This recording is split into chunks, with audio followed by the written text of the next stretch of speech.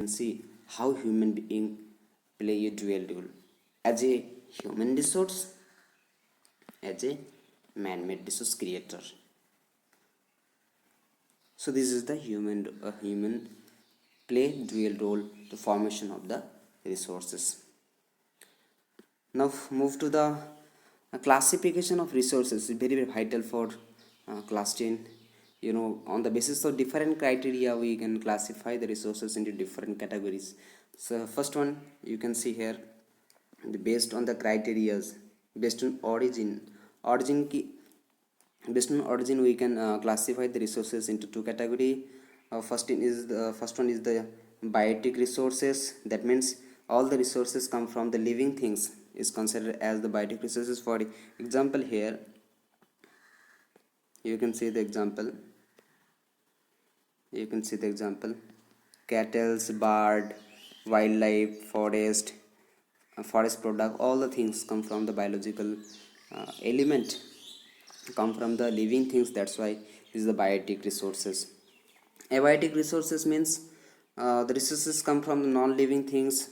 For example, air, water, sunlight, metallic and non-metallic minerals. For example, car, cycle, copper, all the things. So these are the abiotic resources which have not sensibility. That means not living things.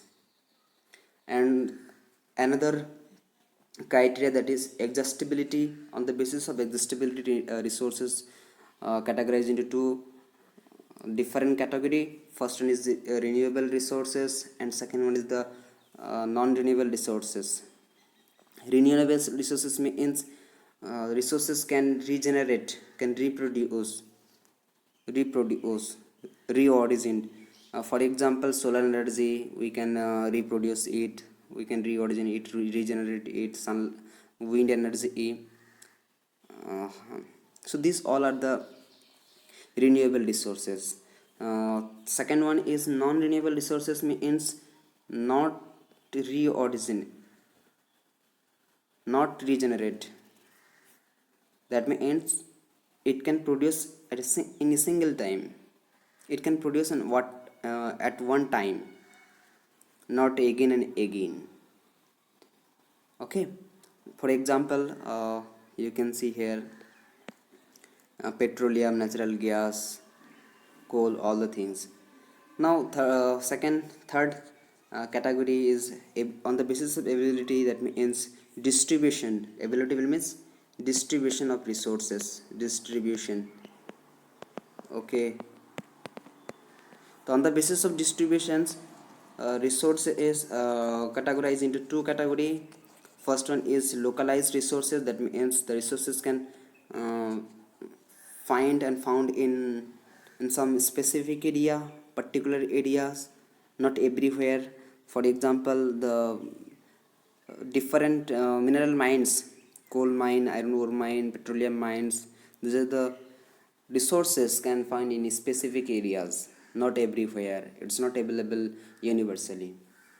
And ubiquitous resources, the resources can found everywhere, available in all the places, everywhere. That means here sunlight, wind, all the things are come under the category of ubiquitous. That means universal resources. Based on ownership, resources are categorized into four types. First one, individual resources. That is the private property. That means land, plot, house, vehicles, ownership. All the things are come under the individual properties and individual resources. Community resources means the resources are governed by a group of peoples. A resource is owned by a group of people. That means park, playground, etc. are come under the community resources. The resources come under a particular communities, a group of peoples. National resources means the resource is governed by a particular country or nation, is called national resources. That means national highway in India, national waterway in India, railway, Indian railway, these are the national resources, because the owner of these resources is our Indian government. So that means the resources uh, governed by a particular country. International resources means the resources can found from beyond the 200 nautical miles in ocean boundary. That means beyond the economic exclusive economic zone. That means ocean resources means the to extract the ocean resources, we need a agreement, we need to permissions from the United Nations. We need permissions from the United Nations.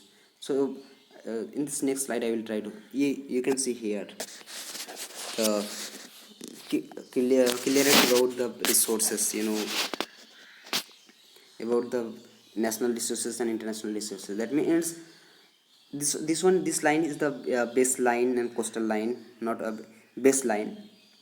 And from this line up to 200 nautical mile, up to 200 nautical mile, this region is exclusive economic zone. Exclusive economic zone. All the resources beyond this, the resources are international resources. If anybody extract any resource from here, that means this kind, the resources extract from this portions beyond the 200 nautical miles come under the international resources. Every countries have uh, rights to extract the resources, but need consultation with United Nations, need permission with the United Nations. And resources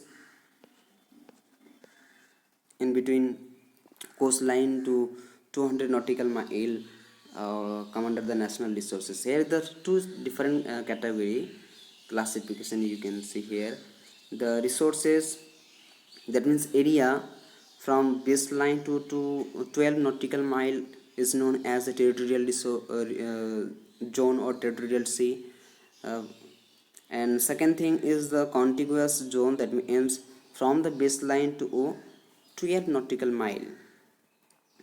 This zone from territorial zone to 12 nautical mile towards the seaward, this zone is categorized as the contiguous zones. Okay. And from this here it is the exclusive economic zone. So next thing, types of the resources. They already said you on the basis of origin, it is biotic and abiotic. On the basis of existability, renewable, non-renewable. On the basis of development potential, developed resources and reserve resources, stock resources, individual resource. On the basis of ownership, individual, community resources, national resources, international resources. Now second category, now the different category.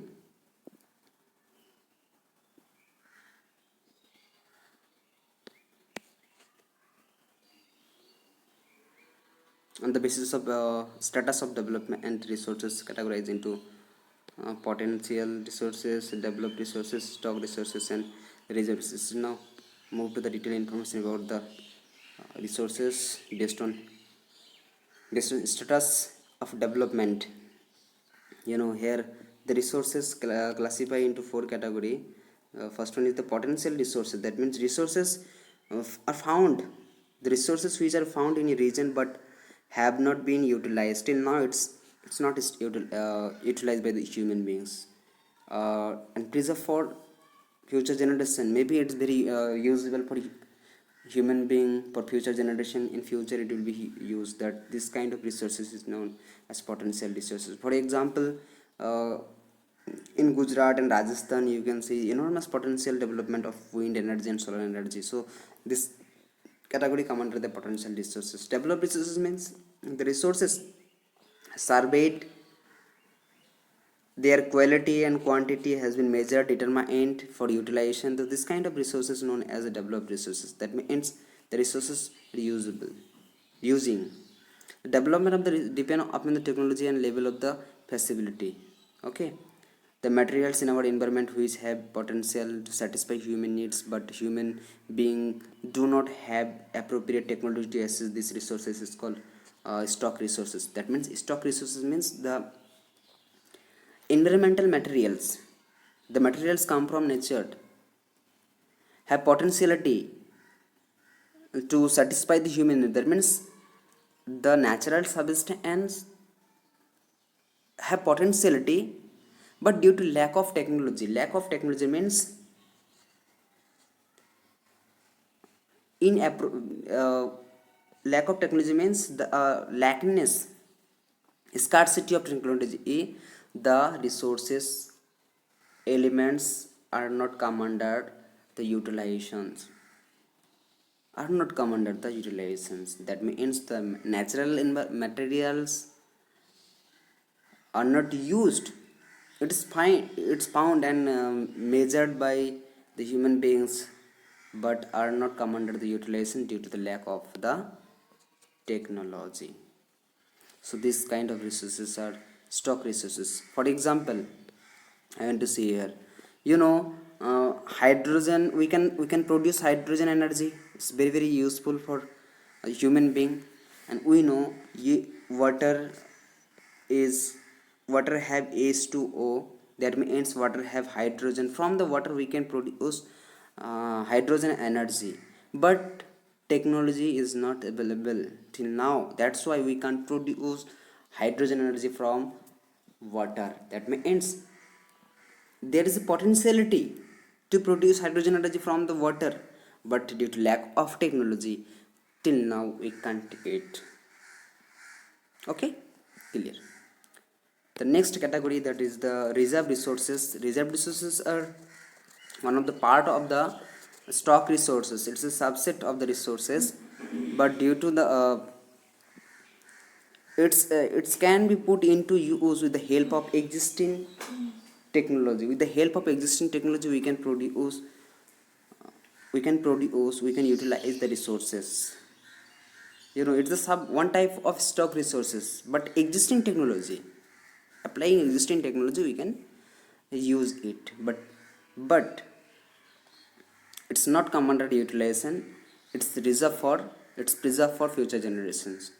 This can be used for meeting the future requirements. So this kind of resources is known as the reserve resources. For example, water in a dam, forest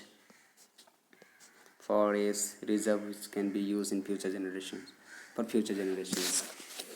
So this is the classification of resources.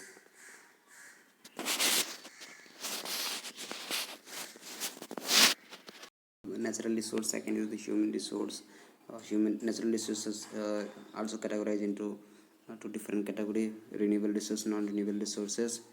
And human resources also categorized into two category: the structure and institutional resources. Second one is the quality and quantity resources. That means based on the quality and quantity we classify the human resources, and based on the institutions.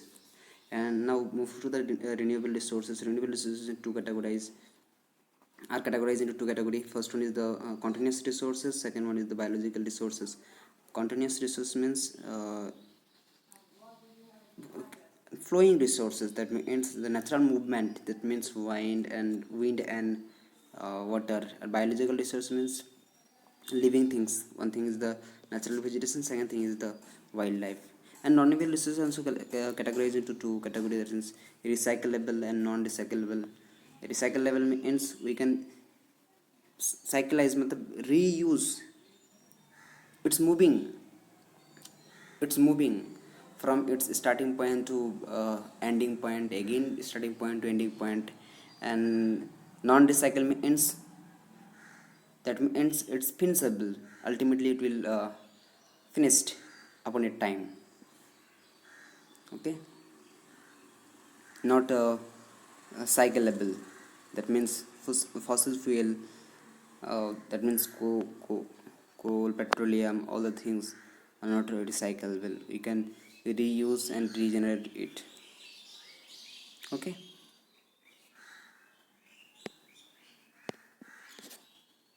so this is the categories of resources, as you know.